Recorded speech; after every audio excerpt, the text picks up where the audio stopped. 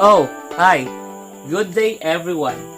I'm Marcelo Alonsabe of MED203 subject, The Foundation of Education, under Professor Maida L. Cadtong. And I'll be your discussant for this day for the continuation of our topic, the theories of motivation. And I'm going to touch, guys, the 4 theories of motivation. The cognitive theory of motivation, the arousal theory, the Cannon-Bard theory, the Shutter-Singer theory, or also known as the two-factor theory of emotions. We all know, guys, that motivation is the force that pushes us something to do, or also the reason for our actions, willingness, and goals. So guys, let's go and let us explore the theories of motivation. Cognitive theories of motivation emphasize the role played by our thoughts, expectations, and understanding of the world in energizing and directing our behavior. Cognitive theories of motivation distinguish between intrinsic and extrinsic motivation. So what is motivation and the cognitive theory? Motivation is referred to internal and external factors that stimulate desire and energy in people to be continually interested and committed to a job, role, or subject, or to make an effort to attain a goal. There are types of motivation, and that's what we're going to find out as we go along with our discussion. First, intrinsic motivation means that the individual's motivational stimuli are coming from within. The individual has the desire to perform a specific task because its results are in accordance with his belief system or fulfills a desire. Examples: curiosity, acceptance, power.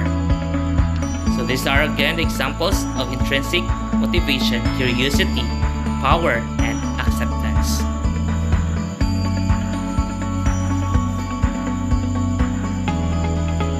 Next is extrinsic motivation.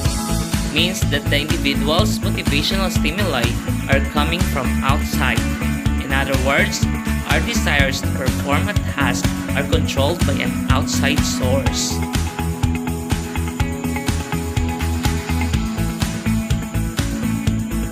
Examples: award, teamwork, family.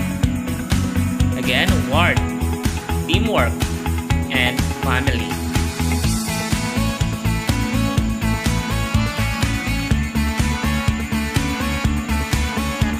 So let us foster extrinsic motivation because it encourages students by using statements of encouragement like "your answer showed thought" as opposed to "you are a good thinker."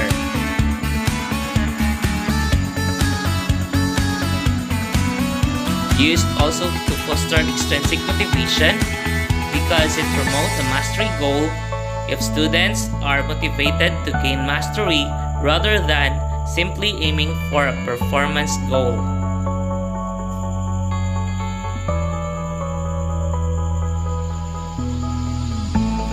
Foster also extrinsic motivation because it is a centered classroom, allows students to have a say in the course where possible, and try to incorporate an active learning activity. As what you can see in the picture, there is what we call cooperation. The best way to predict the future is to invent it, by Alan Kay. A goal is a dream with a deadline, by Napoleon Hill. Make each day your masterpiece, by John Wooden. And of course, always remember that the difference between who you are and who you want to be is what you do now. Again, the difference between who you are and who you want to be is what you do now. Let's move on to the arousal theory of motivation. What motivates us? As humans, the reasons as to how we are motivated and what motivates us are limitless. However, there are many theoretical approaches that seek to explain and understand motivation. For this presentation, we will be focusing on the theory of arousal. What does motivation involve? Motivation at its core is a need or desire that stimulates a behavior towards accomplishing an objective. Motivation involves biological, emotional, social, and cognitive forces that influence behavior. Motivation frequently describes why a person does something. It is the driving force behind human actions.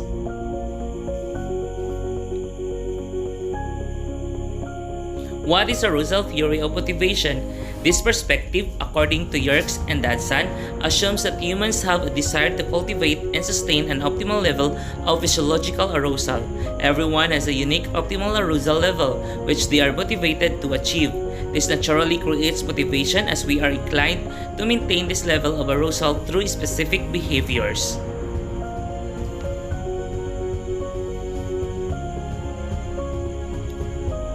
So this is the graphical representation of the Yerkes and Dadson law.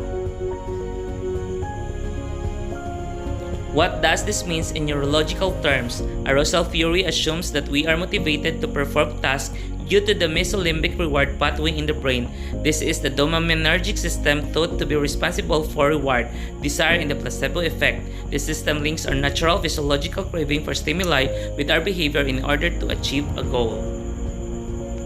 What happens when the arousal levels decrease? When arousal drops below the optimal levels, we are participate in behaviors that will increase them, pushing it toward the ideal.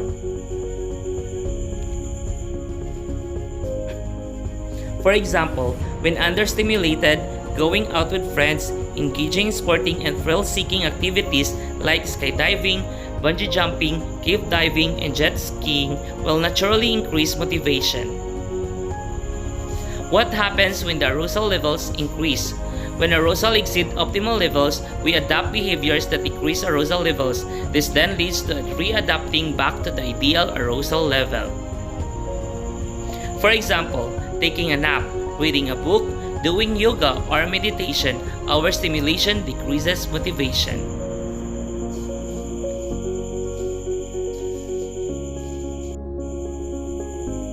Simple tasks do not require much arousal. Simple mundane tasks are easier executed because they do not require as much motivation and can be performed at any spectrum of arousal.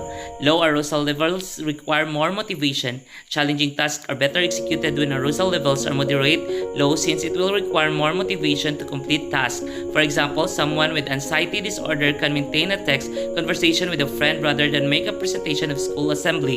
This is because in order to remain calm, texting a friend does not require much motivation compared to the motivation needed to remain relaxed and focused to address the student body. What's confidence got to do with it? Confidence drastically influences performance in tasks that affect arousal levels. In social facilitation, the presence of an audience when completing tasks with the purpose of adjusting arousal levels, tasks will be performed better when confident and be done worse when not as confident.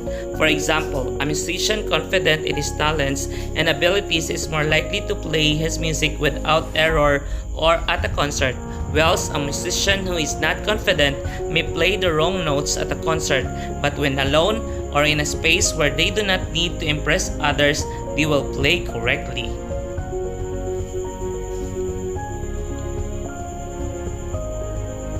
Benefit of arousal theory.